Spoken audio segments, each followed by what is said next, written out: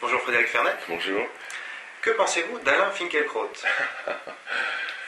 Je ne sais pas si c'est moi qui pense Finkielkraut ou si c'est lui qui me pense, qui nous pense, puisque c'est un peu son boulot, c'est un peu son métier.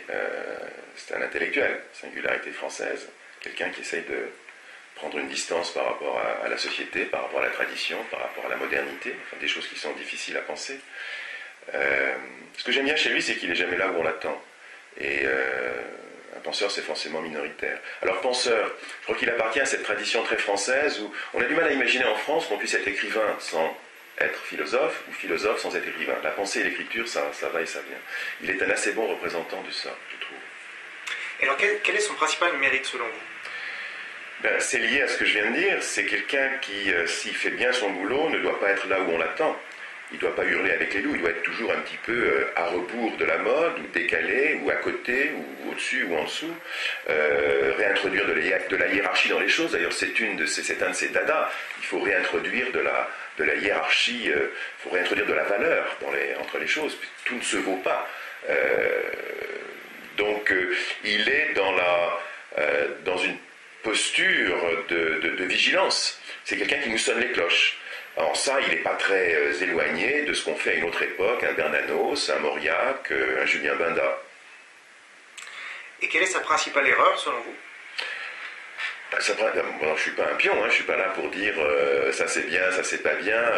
Je ne pense pas qu'il ait commis particulièrement d'erreurs. C'est quelqu'un qui réagit avec son instinct. Que des gens puissent être dérangés, qui puissent parfois aller trop loin, peut-être, ça fait partie du jeu. Je veux dire, un philosophe, quelqu'un qui pense et qui gagne à tous les coups, c'est pas un philosophe.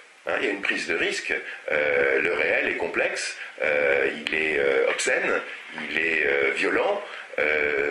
On peut pas. Un philosophe, c'est pas une machine à vérité, c'est aussi une machine à erreur. Est-ce que vous auriez un message à faire passer à Alain Finkielkraut? Moi, j'ai envie de lui dire continue, mon vieux, parce qu'on a besoin de gens. Il y en a de moins en moins. Quand même, l'intellectuel, c'est quand même une espèce en voie de disparition. Alors, je suis loin d'être évidemment d'accord avec tout ce qu'il dit, mais c'est pas le propos.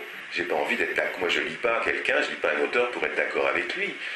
On se pose en s'opposant, on débat, on discute. Il a ses dadas, il a ses préjugés. Maintenant, je pense que c'est un esprit libre. En tout cas, il essaye d'être libre.